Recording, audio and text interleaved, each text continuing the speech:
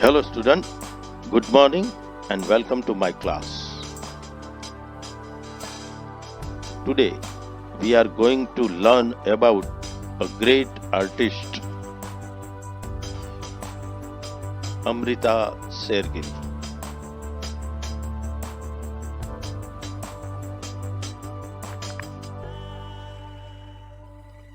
अमृता शेरगिल का जन्म 30 जनवरी 1913 में और मृत्यु 5 दिसंबर 1941 में हुई थी।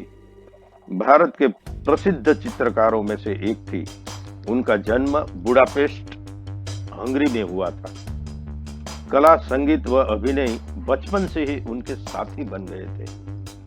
20वीं सदी के इस प्रतिभावान कलाकार को भारतीय पुरातात्विक सर्वेक्षण ने 1976 और 1979 में भारत के 9 श्रेष्ठ कलाकारों में शामिल किया है।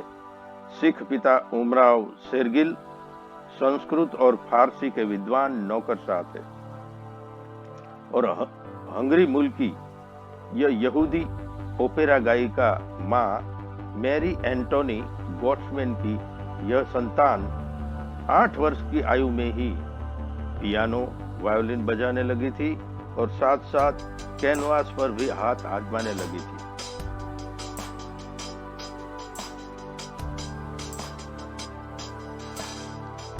उन्नीस में अमृता का परिवार समर हिल, शिमला में आ बसा। बाद में अमृता की मां उन्हें लेकर इटली चली गई। वह फ्लोरेंस के सांता अनुजियाता आर्ट स्कूल में उनका दाखिला करा दिया गया।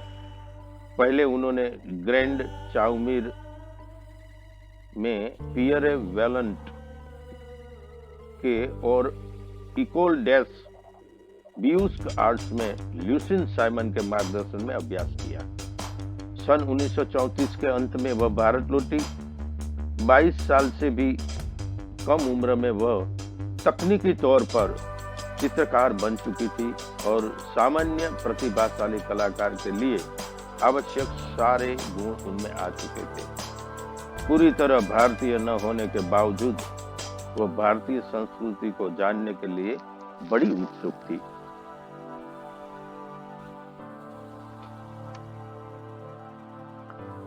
उनकी प्रारंभिक कलाकृतियों में पेरिस के कुछ कलाकारों का पाश्चात्य प्रभाव साफ झलकता दिखता है। जल्दी ही वे भारत लौटी और अपनी मृत्यु तक भारतीय कला परंपरा की पुनः खोज में जुटी रही। उन्हें मुगल व पहाड़ी कला सहित अजंता की विश्वविख्यात कला ने भी प्रेरित प्रभावित किया। भले ही उनकी शिक्षा पेरिस में हुई, पर अंततः उनकी तुलिका भारतीय रंग में ही रंगी गई। उनमें छिपी भारतीयता का जीवन रंग है उनके चित्र।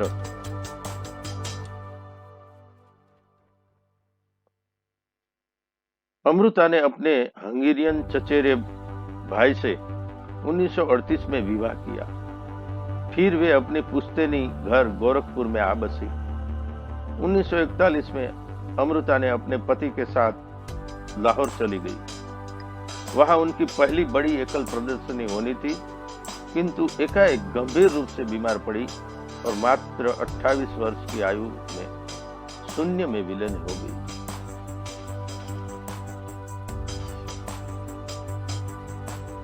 अब हम अमृता शेरगिल के द्वारा बनाए गए कुछ प्रसिद्ध चित्रों को देखते हैं।